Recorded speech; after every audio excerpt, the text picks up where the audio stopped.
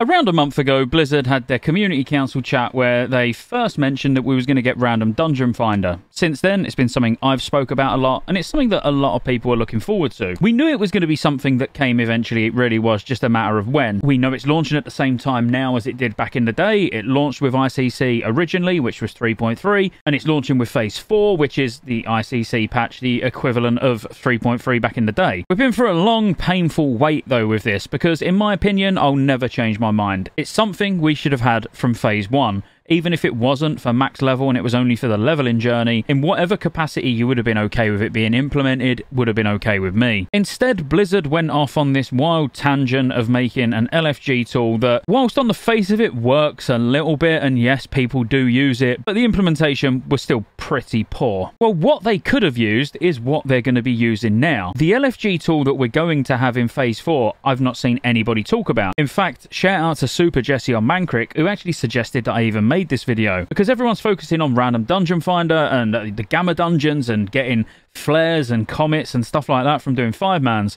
No one's really talking about how you're going to make groups and what's going to be the most efficient way. Because if you don't know, when Random Dungeon Finder launches, you can essentially run unlimited amounts of dungeons per day. So there is no lockout. You do get saved to that dungeon in a sense. So once you've done it in Random Dungeon Finder, you wouldn't then be able to go and queue for it specifically or walk into the heroic instance or the gamma instance specifically, but you could get it again as a random. So the only thing you're limited by is actually the amount of time it's going to take to do the dungeons or the amount of hours in a day. Now, Random Dungeon Finder is going to be absolutely amazing for leveling, but depending on the item level restrictions to get into Gamma Dungeons, where on the beta for testing, it was 200 item level, which 200 item level they did say was a little on the low side, and it was specifically just for testing purposes. Now, depending on how quick you want to just smash through these Gammas, because maybe the only thing that you actually want to get is, let's say, Conductive Seal or a Flare or something like that, you're not going to be wanting to mess about with randoms. You're going to want to get in,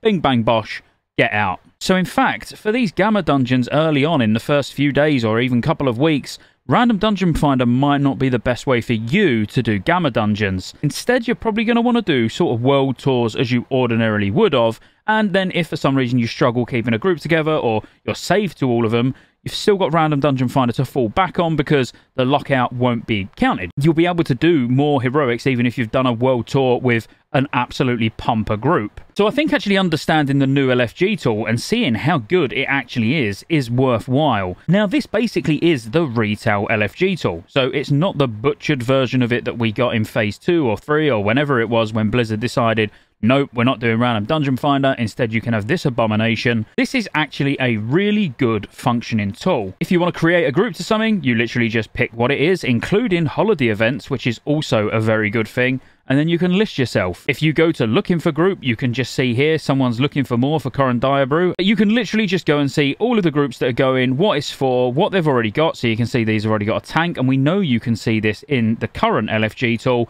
You can put in a little note and you can sign up. Now, if you're the one making the group, you would see the person signing up like this. So you can see that we've set it as a 200 item level requirement to even be able to sign up. You can see their current item level, and then you can literally just click invite. You can also see all the roles that they can fill, obviously. And then you send them an invite. Once you send them an invite, they'll get a pop-up on their screen looking something like this, where it's telling you exactly what you're being invited for and the role that you're going to fill. You click accept, and then boom, you're in the group. Now, the big thing about this is it shows your eye level. It does show it across, like, not just what you've got equipped, it'll be stuff in your bag as well. So it's going to show the highest possible eye level, but obviously you can put in the note that, I don't know, let's say you was 256 overall, you could put that you're 250 eye level for Resto, or you're 245 eye level for Feral, whatever you want to do. But it's really clear, it's transparent, finding groups is easy, creating groups is easy, and if you're a bit like, don't want low gear score people, you want people who are just going to go in and pump, blast it and leave, then you can just stipulate that here. So where it says minimum item level, you can tick that box and type in whatever item level you want.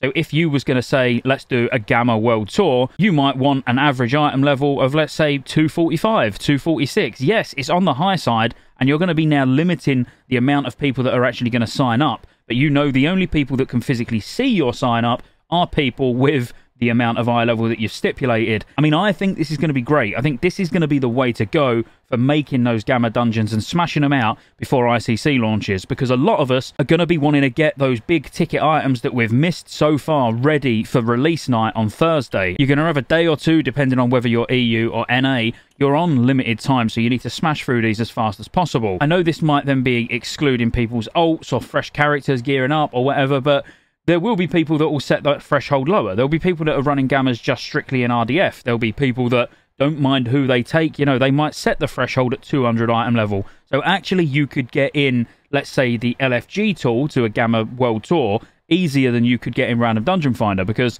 we don't know, or I don't personally know. If you know, let me know in the comments what the item level requirement for gamma is going to be. But I would guess somewhere around 226, something like that. So if you're freshly dinged, you've got no hope of getting in gamma anyway, because gamma is going to be dropping like 232 items. You'd need less than that, obviously, otherwise there's no upgrades in there for you. But let's say like 220, might be 220, something like that. So it could be quite difficult for fresh characters to get straight into gamma with RDF anyway. An LFG tool will be the way to go. There's not really a lot else to show you when it comes to the tool, because you can filter by language. You can look for dungeons, raids, quests and zones, gammas, betas, alphas, achievements, all sorts. There's an absolute abundance, pretty much every activity you can think of. And if you've done mythic dungeons on retail, this is the sort of system that you would be used to anyway. Even though it is just the retail LFG tool, it's 100 times better than what we've been using so far. So I hope you enjoy it. I hope you learned something in this video. If you did, be sure to like the video, helps out more than you know. Subscribe to the channel. Consider joining the channel as a member if you want to show additional support.